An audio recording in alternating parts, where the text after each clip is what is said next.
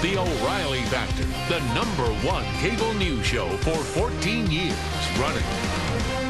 Thanks for staying with us. I'm Bill O'Reilly reporting from Boston. And in the What the Heck Just Happened segment tonight, with much of the country debating the illegal immigration order by President Obama and divisions between the left and the right growing over how to run the economy and fight terrorism, America remains a very divided nation. But why?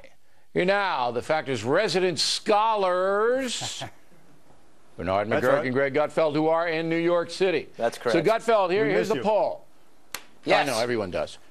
Rasmussen poll, okay? Yep. Is America a more or less divided nation was 4 years ago? More divided, 61%. Less divided, 9%. About the same, 28%. So why are we so divided, Gutfeld? Well, first of all, I want to say it's healthy to be divisive. Before there was Fox News, you never heard the media rail against divisiveness because they were quite comfortable in the lockstep. So now they got some competition, and they're constantly talking about divisiveness. Now, divisiveness.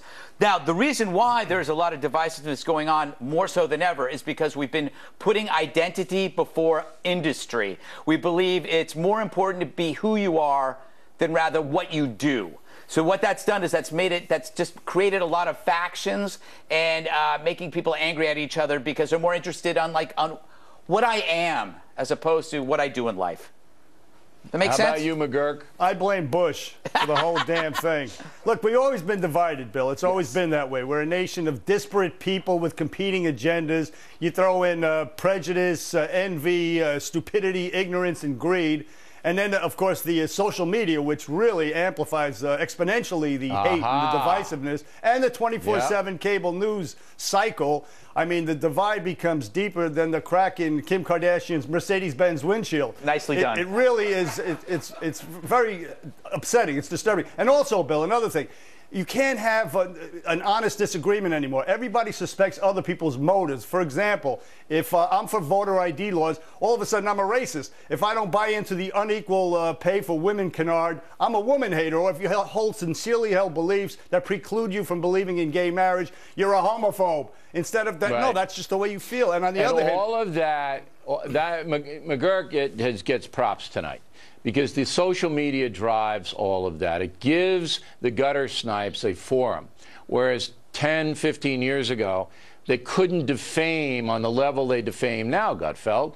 And yeah, you're one of the targets, so you know that better than anybody. Yeah, but I look at the internet and Twitter as one giant bathroom wall. If you want to go in and you want to read it, that's on you. You don't have to read the stuff there. But unfortunately, we like to look at negative things more than positive things. Look, part of the reason for this bifurcation is we've been so successful as a country since World War II that we no longer look at patriotism as an important thing. Instead, we look at identity. We used to have one identity, which was just being an American. But now there's a whole different, there's tons of identities. It's hyphenated, yes. Hyphenated. Right. All right, gentlemen, I think I have to go and move this thing along, Where are you going? Well, that was fun. What are you doing in Boston, Bill?